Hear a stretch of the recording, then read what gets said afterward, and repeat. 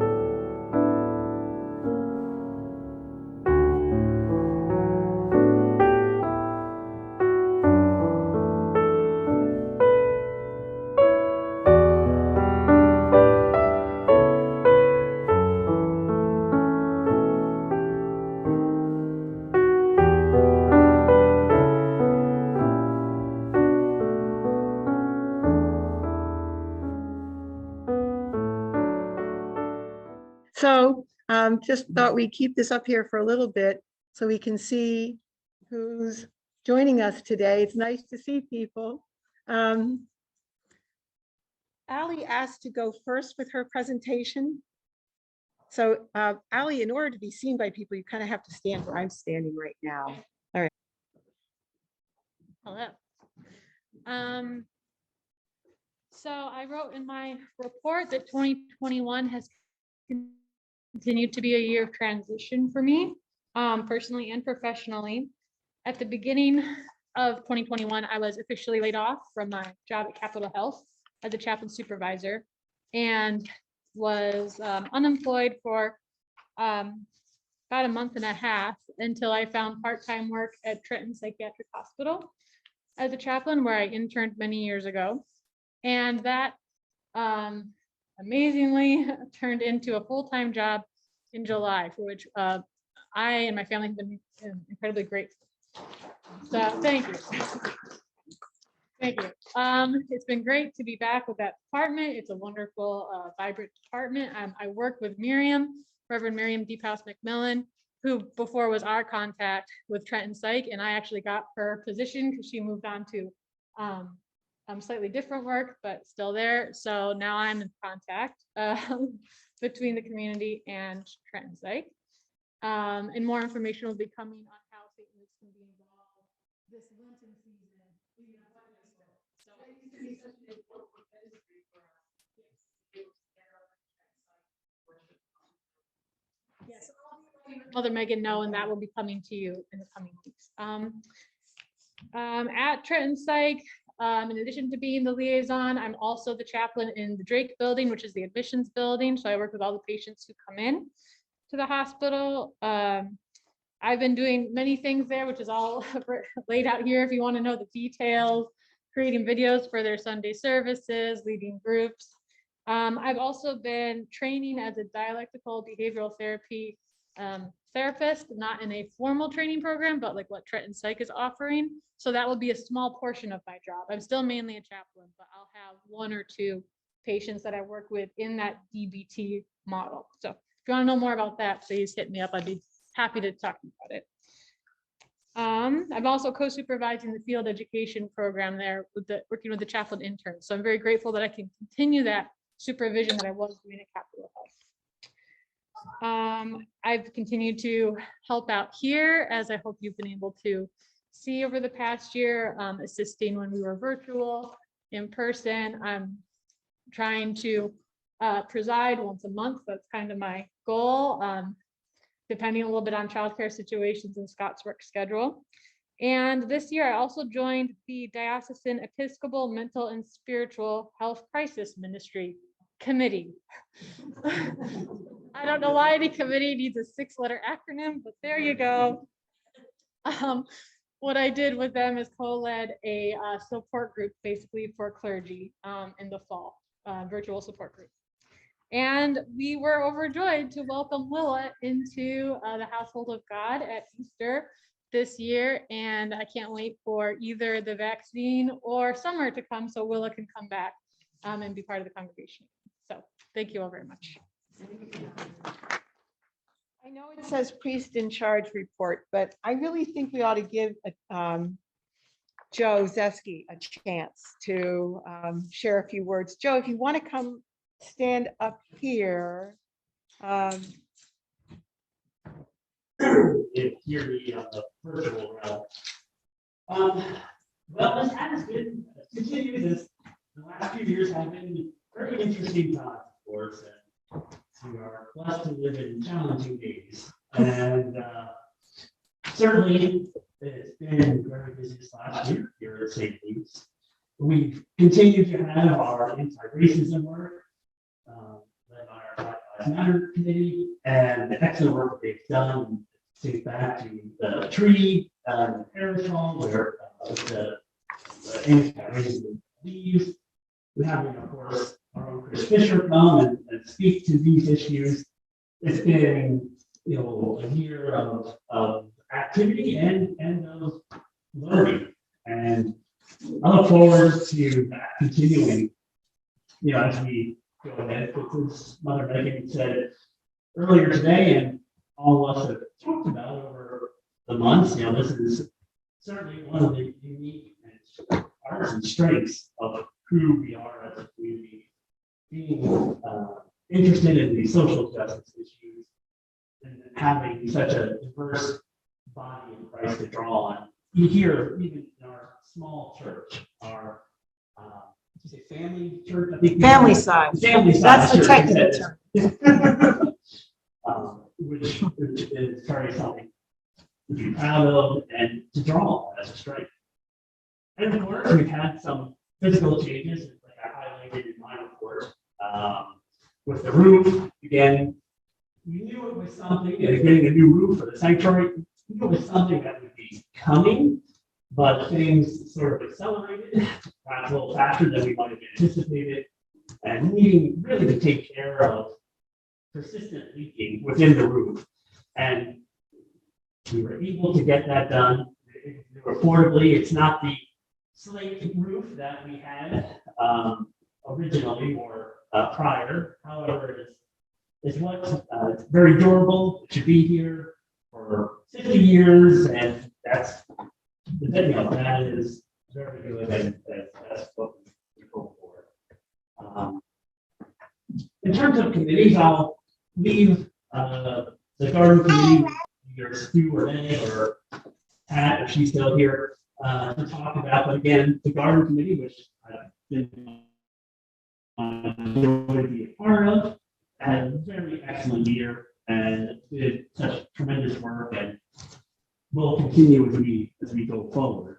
And in terms of challenges in the year ahead, that's something that I did want to address. You heard Mother Megan mention this morning the word affiliation, and talking about what this process is. It's something that the vestry has begun to explore over the last year.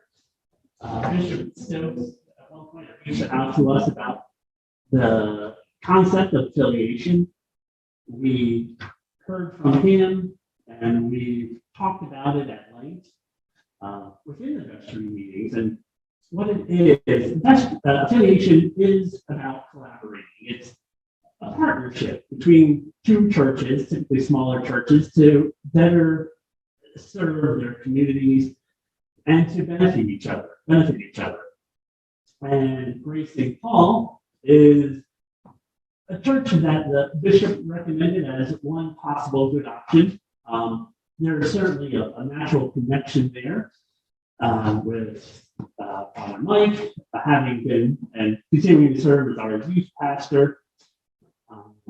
We have done activities with them and worked together, so we have some relationship already with Grace St. Paul.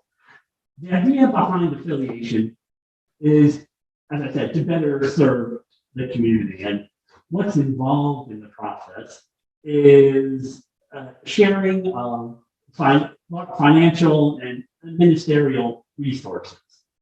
But the real focus is on doing things in a way that will help both churches to flourish. Affiliation isn't something for churches that aren't doing well. This isn't like, if anyone's familiar with it, being a mission church. It's quite different. We're still going to be, if we go ahead with the process, we're still going to be very much our own St. Luke's, but we're going to work closely with Grace St. Paul's. We may share ministers. We may do some outreach activity at both churches together in partnerships, but our worship on Sunday really won't change. It's about how things might be managed in terms of leadership, particularly in the ministerial role.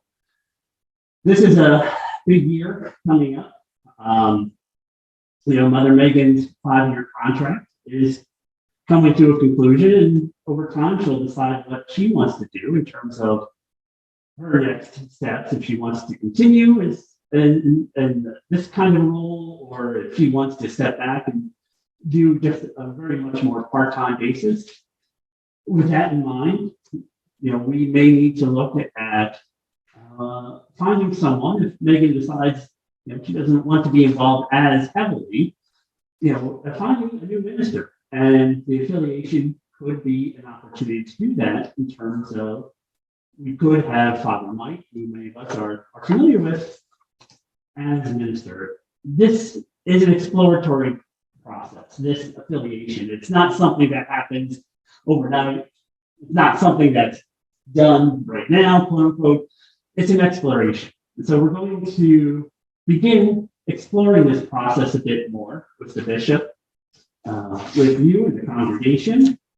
And then depending on what we decide collectively, we may go forward. And the next step would be to begin to have conversations with Grace St. Paul and their ministry and their vestry about what affiliation might look like. What would affiliation mean in the more practical nuts and bolts sense of it? Would it be, sharing, ministers? Likely that is part of the process, but what will that look like? Would there be any need to share financial or human resources? What would that look like? It's a long process that's going to require a lot of thoughtful reflection and energy and time.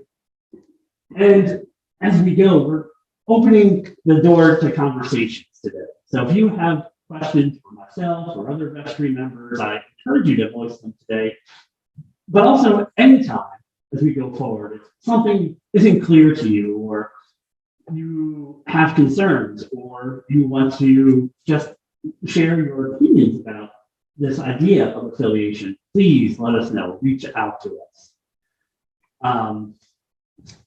It is going to be a long process, and then next step, once we talked about it here today, would be to invite Bishop Stokes to come talk about what affiliation means with us as a whole congregation, and to ask him questions and see if we're comfortable with proceeding further to the next step in the exploration process. So again, this is something that's going to take quite a while. It's not something that happens overnight.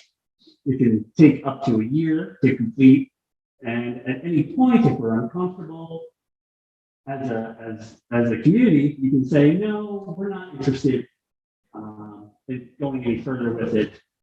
So exploring doesn't mean commitment up until the end. And even then, affiliations, you can separate and not work together if the churches decide, well, this isn't working out for one reason or another. So there's flexibility built into the process. Thank you, Joe.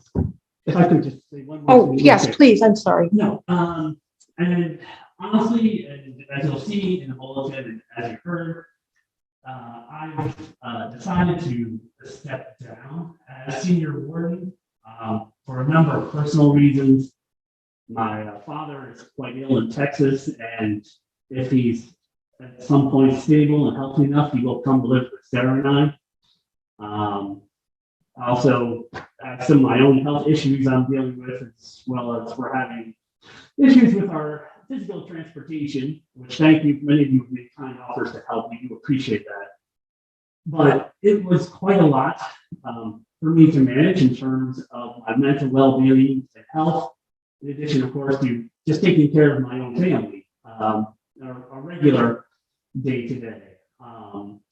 With that, I didn't feel that I could really devote the amount of energy needed in the year ahead to being senior warden. And so I told Mother Megan and then Mary a number of weeks ago now, about this decision. And it's more of a need to balance my personal well-being, mental health with ministry, which is often a challenge for people who get into this general area of work, I think. But with that being the case, I decided to step down for this year because my family's going to require a lot of investment in terms of energy and time. So Steve fortunately was willing, he says I volunteered, but he was willing to serve. There are other roles we'll volunteer Steve for, but for today, we'll just make him senior warden, appointed senior warden. But thank you, Steve, for doing that. And just, obviously, I'm not going anywhere, but just as a comment, I just want to make the point to thank everyone on the vestry who, over the last 5-6 years, it's been my pleasure to work with everyone. And just being a part of the vestry has been wonderful and is something really rewarding to do and engaging. And for the future, for those of you who might be here listening, thinking about it, it's a very worthwhile effort. It's something to be a part of. And so I really recommend it. The people are wonderful. And of course, Mother Megan is wonderful as well as a facilitator. And as our priest, she does an absolutely tremendous job. So we want to thank her and all our ministers, of course, Ali and Sue, and Father Mike too. So again, we're blessed to have wonderful people right now at St. Luke's. Again, I've only been here since 2016, so it's only 6 years, But you jumped right in. yes, I did. But it's been my pleasure, and we have wonderful people here. So I look forward to helping out as I can going forward. And any questions, I'm still available for questions, even though I officially won't be senior warden, but I'm still here for questions. If you have anything that I can help with where we've been so far, I'm glad to talk. Thank you. Joe, thank you so much. Well, Mary, I think if you would like to speak to the congregation here, I think you can be heard.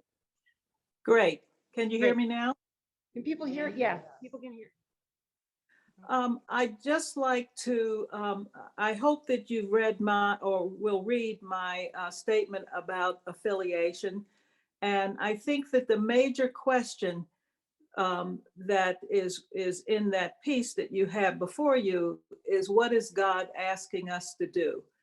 And as Joe has indicated, this is a process for us to discern. It's not something that has been decided in advance. And that process is very important in terms of people understanding and becoming a part of another church, another entity. I just, if you have not visited Grace St. Paul's, I've gone by it many times to get on 95 if I'm leaving Hamilton Township, but I always wondered what it looked like inside. And fortunately, I had that opportunity in January, I believe. And what I would ask you to do is to kind of play that game that we used to do as children with your hands. So if you put your hands together like we used to do, like this, Right. kind of inside out to form the church. Right. And so the saying goes, this is the church and this is the steeple. Open the door and see all the people. Mm-hmm. Now I'd like for you to do this again, but not to put your hands together, and we'll do it again, but slowly. This is the church and this is the steeple. This is the roof. Huh? And if you look at it like that, look up at the ceiling right now, you are in a part of Grace St. Paul's. It is a larger church. It's a larger version of our church. And it has its own qualities. I like just sitting in churches and feeling the atmosphere. So I hope you'll do that. They're very welcoming if you come over to visit. And so you'll have a sense of the people that we could potentially be interacting with. So please give that some thought. And the question that I've raised in that piece that you have written before you is what is God asking us to do? Thank you. Thank you, Mary. Richard, I might as well let the treasurer go next. I want to say, Gabe, we have a budget, and I know I'm skipping ahead, which a lot of people worked on. Steve helped, Reverend Megan contributed a lot. I had a part in it, and also we had some assistance from Pat Hall. I'd like to thank them for their help on the budget. This 2022 will be a tight year for us financially, but we have a budget that I believe is realistic and achievable, and also that is what I have to say about the budget. Obviously, a major expense that was not originally budgeted is we replaced the roof of this building. So that will provide us a sanctuary that will be usable for a long time into the future. Finally, I would like to acknowledge many people helped this church out over the last couple of months. We're very fortunate to have had the two talented musicians in the congregation, May and Desiree. I appreciate everybody's help, and I appreciate your contributions in the last year. So those are my comments. Of course, there is a report which addresses the last year, and I welcome any questions that anybody has. Thank you, Richard. We could have a motion to adopt the budget. Second? Thank you. So this is your opportunity to turn to page 16 of the annual meeting report. And here is the budget that Richard spoke of, broken into revenue and expense. This gives you an opportunity to see realistically, based on our experience year over year, what we anticipate receiving and what our expenses are. Any questions? Comments? Yes, Noreen. I'm seeing the one on the roof here. Is it under? We've already paid it. That was in 2021. So there's no carry. There's no carry. That's a church. Thank you. We have no deficit. There is no deficit here. I mean, in the time that I've been here, we've not had a deficit. We have been successful when it's necessary to do sort of a building campaign. The first was fixing up the rectory. The second was the kitchen. The third has been the roof. We have had generous contributions from people, including members of the parish, but also, former members, people who have moved away. People continue to be generous when called upon. And we have been able to do what's necessary. When I say we live within our means, we live within our means. On the other hand, it's quite clear that over time, contributions are down. Not contributions per person, but the number of people giving has continued over the years to decrease. That's in part due to people moving away, but also to deaths, the decline in numbers. And so therefore contributions from members have declined over time. That is not a surprise. That is not a surprise, but the people who give generously. So very generously in some cases, yes. So any other questions? All right, all in favor of adopting the budget as presented? Aye. And for the folks at home? All in favor? You can give us a thumbs up or a thumbs down. We've got some thumbs up there. Thank you. Thank you, everybody. I guess that's an opportunity for me to share my report. I sort of did that in the sermon today when I spoke about how it has been God's habit over time to share good news in small numbers. And that's been the witness of both the Old and the New Testament. That when there is a message for the people, a message to be shared, it's an experience, it's an intimate experience. And there's something about the small church that allows us to share, to hear good news, and to share good news.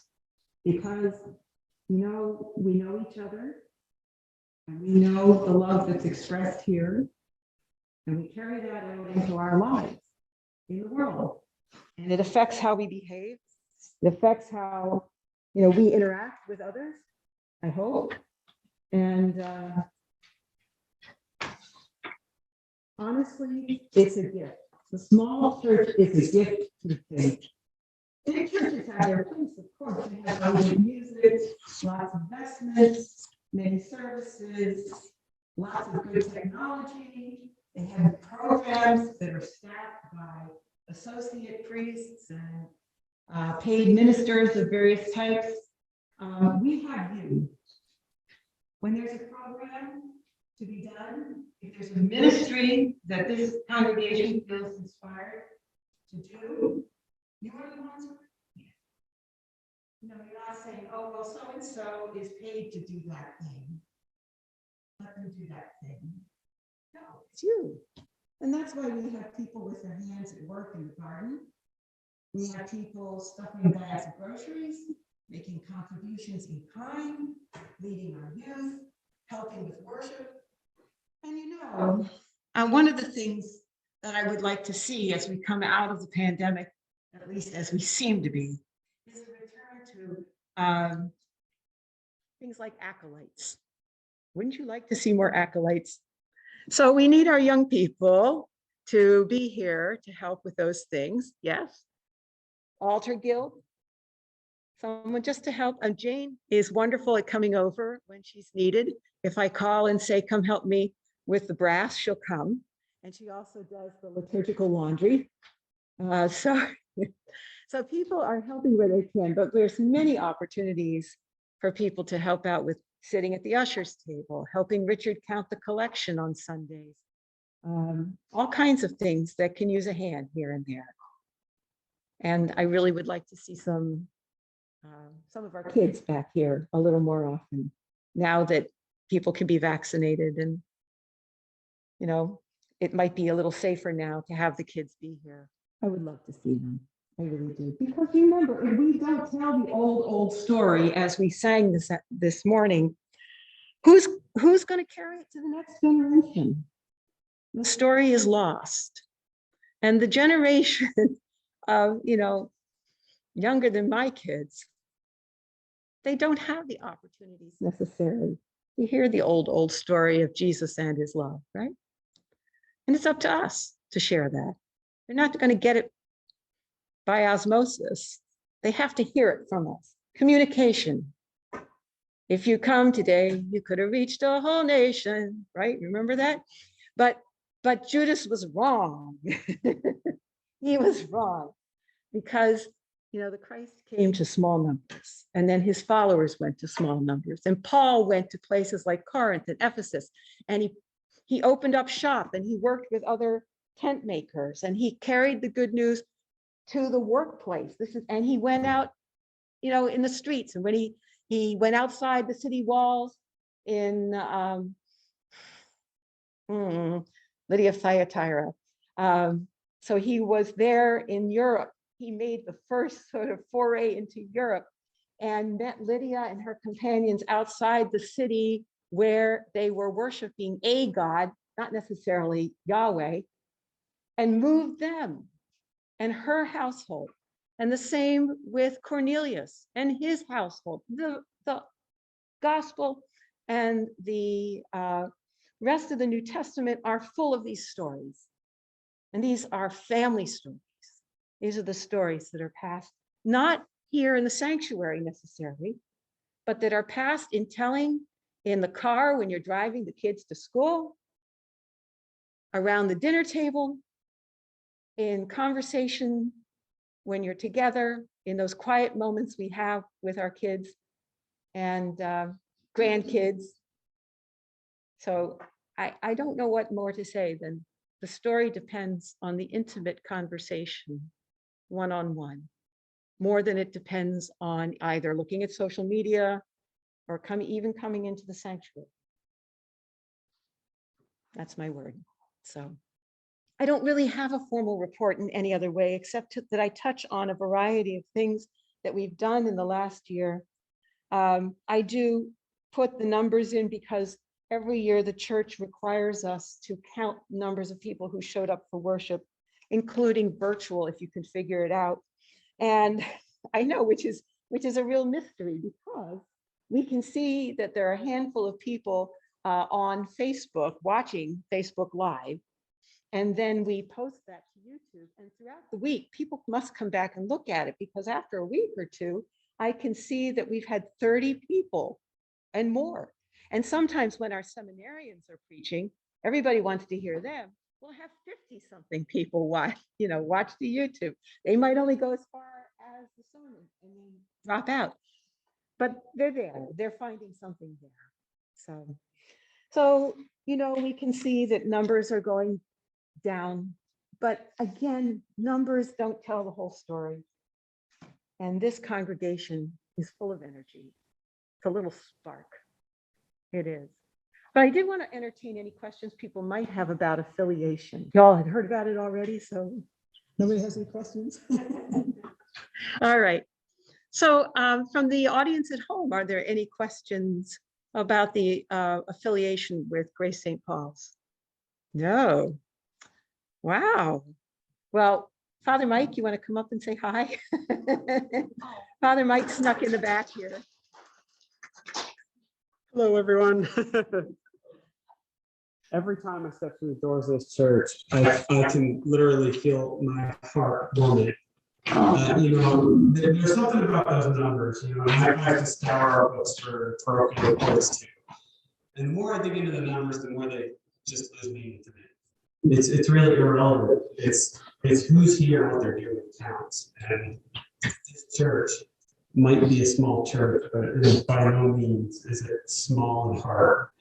And that's something that I absolutely cherish about all of you, about the youth here. The youth inspire me, just the conversations we can have, open and honest about the gospel, about anything in scripture, about what's going on in their lives. It's amazing to be able to connect with people like that. And this idea of sharing our common story, of sharing the things that anchor us, is something that I hold dear.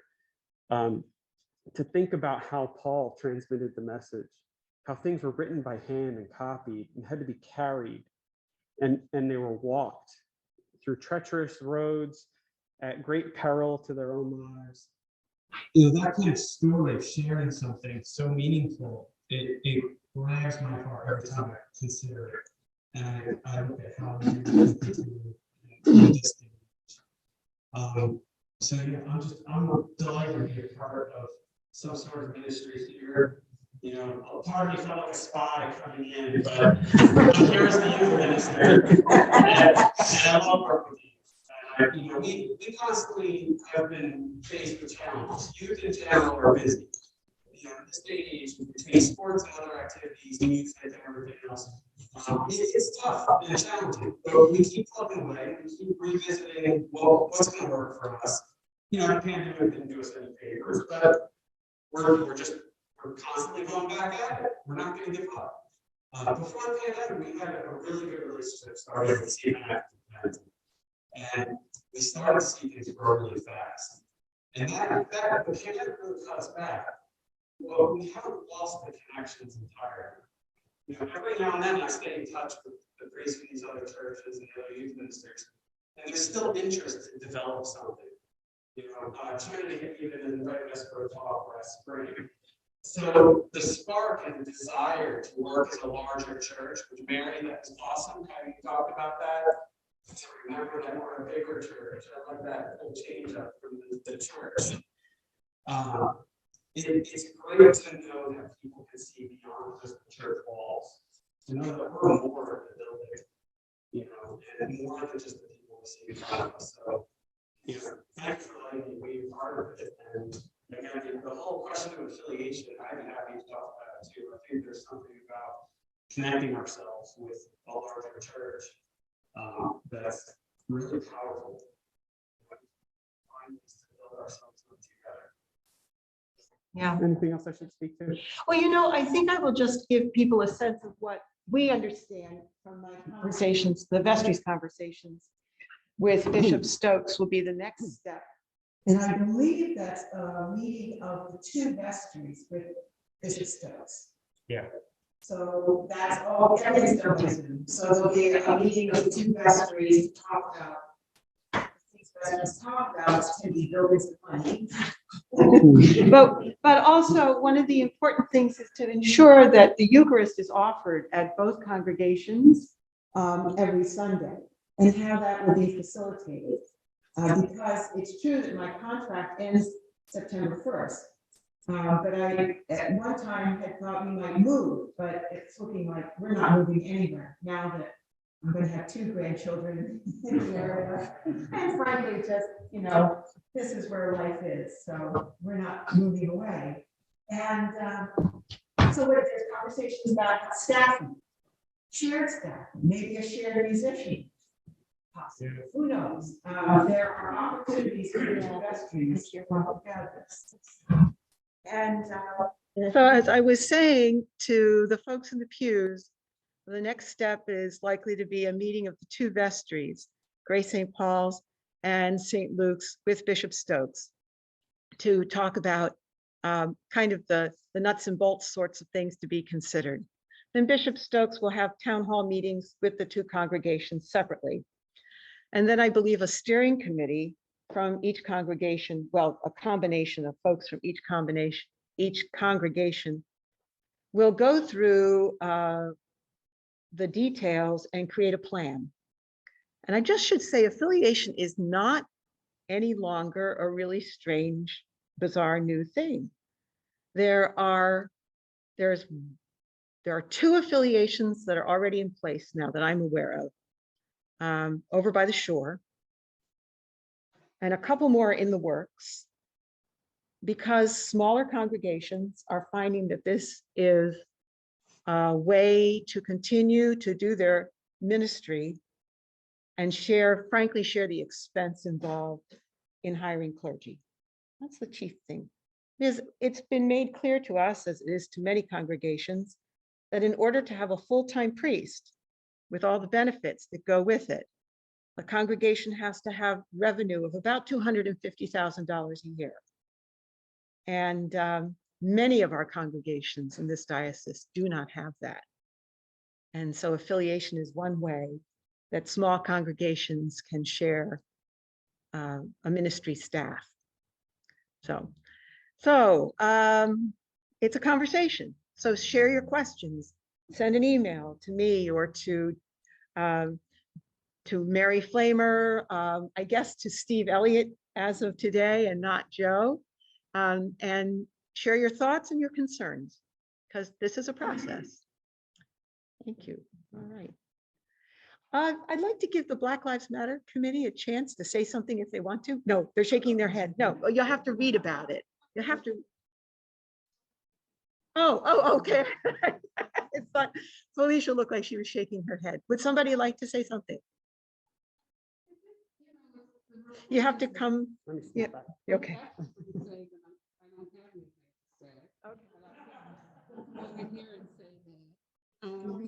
Joe did a wonderful job in sharing summarizing essentially what we have been doing for the past year or so.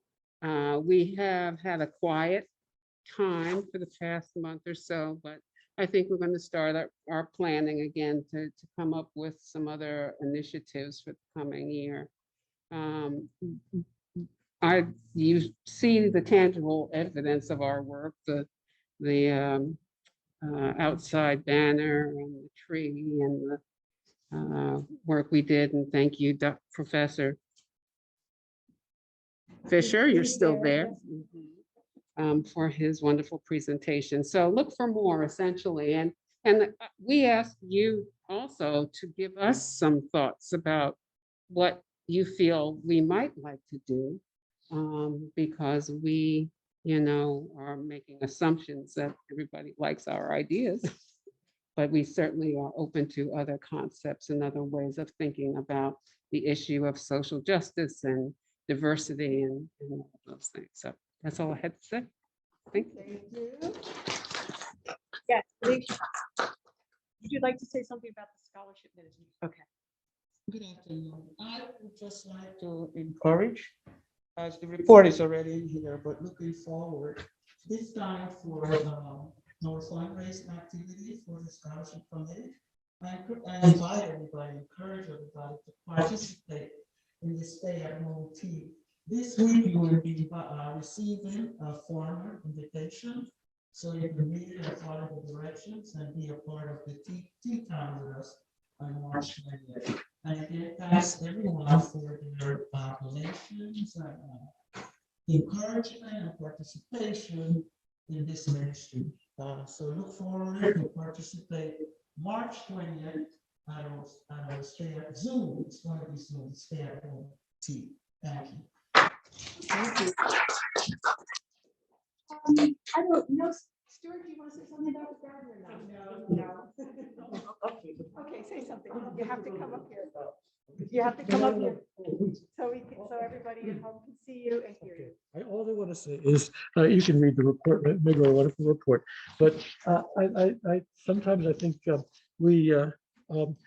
it feels like we're just doing symbolic activity. But I can remember that poem, little grains of little drops of water, little grains of sand, make the mighty ocean and the Beauceous land. What's a Beauceous land? I don't know. I don't know what that is. But anyway, so many times you see this world that's fraught with these kind of struggles, like people invading countries and horrible things happening, and yet these little things that we do, you can't see them. You're sometimes when we were doing gardening, there was a truck. There was a food distribution truck that came, and we tried to sort of coordinate that with the food distribution truck. Nobody wanted the food. But we took a few things there, and it made a difference.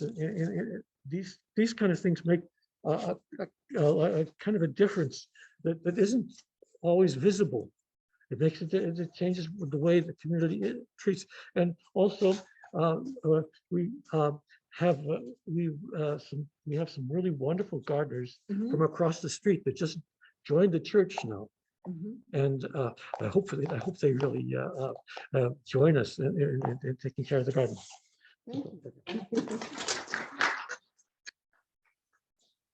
So that's about all I have for our annual meeting. I look forward next year to having a meeting where we can go back to the casseroles and, sitting at tables close together and all that good stuff. But unless there are any other kinds of questions, any questions from the audience at home? No, all is quiet. Then I'd like to close us in prayer.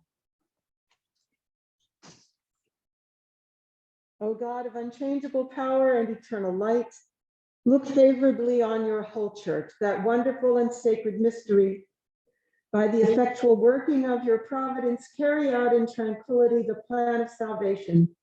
Let the whole world see and know that things which were cast down are being raised up, and things which had grown old are being made new, and that all things are being brought to their perfection by him through whom all things were made, your Son, Jesus Christ, our Lord, who lives and reigns with you in the unity of the Holy Spirit, one God, forever and ever. Amen. Deacon, dismiss us, please.